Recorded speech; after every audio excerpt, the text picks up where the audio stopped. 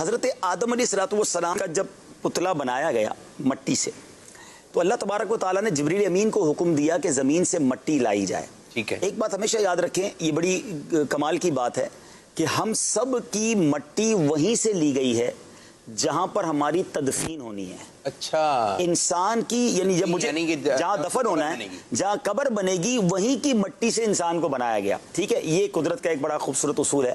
تو اب اس میں ایک عشق والی بات بتاؤں کہ سبحان اللہ, حضرت ابو بکر صدیق رضی اللہ تعالیٰ اور حضرت عمر فاروق کی قسمت دیکھیں کہ ان کی مٹی وہیں سے لی گئی جہاں سے نبی پاک علیہ السلام کی مٹی. سبحان اللہ, سبحان اللہ. یعنی یہ تینوں ایک ہی مٹی سے گویا ان کی وہ تخلیق جو ہے وہی, اور وہیں ان کی تدفین ہو گئی نبی پاک کے ساتھ.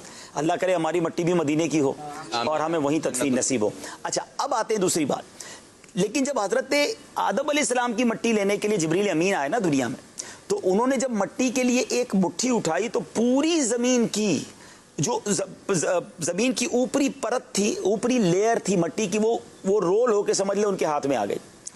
اچھا, اور اس کی وجہ کیا بنی؟ اس کی وجہ دیکھیں کہ اس میں پھیکی مٹی بھی تھی, میٹھی بھی تھی, لال بھی تھی, کالی بھی تھی, وائٹ بھی تھی, الگ الگ مزاج اور الگ الگ رنگ کی مٹیاں تھیں. اور اس مٹی سے حضرت آدم علیہ السلام کو بنایا گیا. تو اب دیکھیں حضرت آدم کی اولاد میں آپ کو سخت لوگ بھی ملیں گے, نرم بھی ملیں گے, میٹھے بھی ملیں گے, کڑوے بھی ملیں گے, لال رنگ کے بھی ملیں گے, کالے بھی ملیں گے, سفید بھی ملیں گے, براؤن بھی ملیں گے. ہر قسم کے لوگ دنیا میں ہیں, لیکن سب حضرت آدم کی اولاد سے ہیں, کیونکہ ان کی تخلیق میں یہ سارے کلرز کی مٹیاں جو ہیں یہ شامل ہوئی.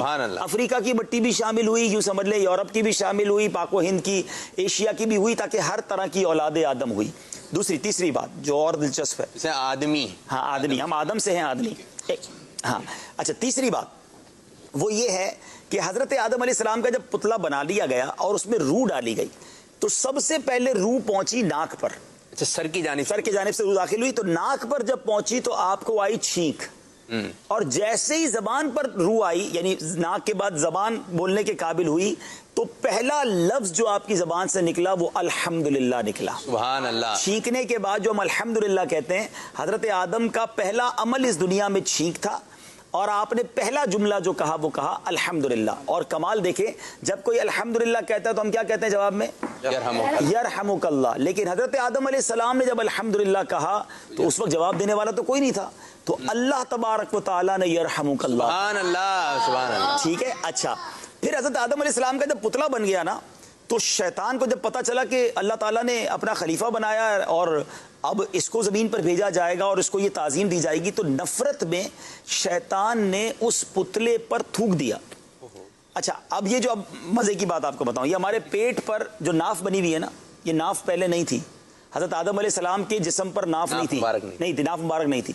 شیطان نے جس جگہ تھوکا اس جگہ پر جبریل امین نے اس مٹی کو نکال دیا. اس حصے کو نکالا تو یہ بیلی بٹن جس کو انگریزی میں کہتے ہیں, جو ہمارا ناف کے جگہ جو چھوٹا سا سوراخ ہے, یہ بن گیا. اچھا, اب اس مٹی سے کیا بنا؟ تفسیر روح البیان میں یہ ہے کہ اس مٹی سے کتا بنایا گیا. اچھا, اس جو چھوٹا سا پیس آف دا سینڈ تھا اس سے بنایا گیا کتا, مٹی سے بنا. اب ذرا سنے تو صحیح, اب کتے میں 3 عادتیں ہیں. وہ انسان کا دوست بھی بن جاتا ہے, یہ بات بھی, انسان کو کاٹتا بھی ہے, یہ بھی ہے, اور ساری رات جاگتا بھی ہے. ٹھیک ہے, علماء نے اس کی تینوں کی وجہ بتائی. یہ کاٹتا اس لیے ہے کہ شیطان کے تھوک اس میں شامل ہے. یہ انسان کا دوست اس لیے جلدی بن جاتا ہے, قریب اس لیے آ جاتا ہے کہ اس میں حضرت آدم والی مٹی بھی ہے, اور یہ ساری رات جاگتا ہے اس لیے کہ جبریل امین کے ہاتھ لگے ہیں. سبحان اللہ. تو یہ وہ باتیں ہیں جو یوں سمجھیے واقعہ تو انبیاء کا ہی ہے, لیکن شاید یہ باتیں نیو ہوں گی ہمارے ناظرین کے لیے, انٹرسٹنگ بھی ہیں, اور یہ معلومات کتابوں میں پڑھیں تو ملتی ہیں. تو اللہ پاک ہم سب کو اور انبیاء کرام کا فیضان نصیب فرمائے.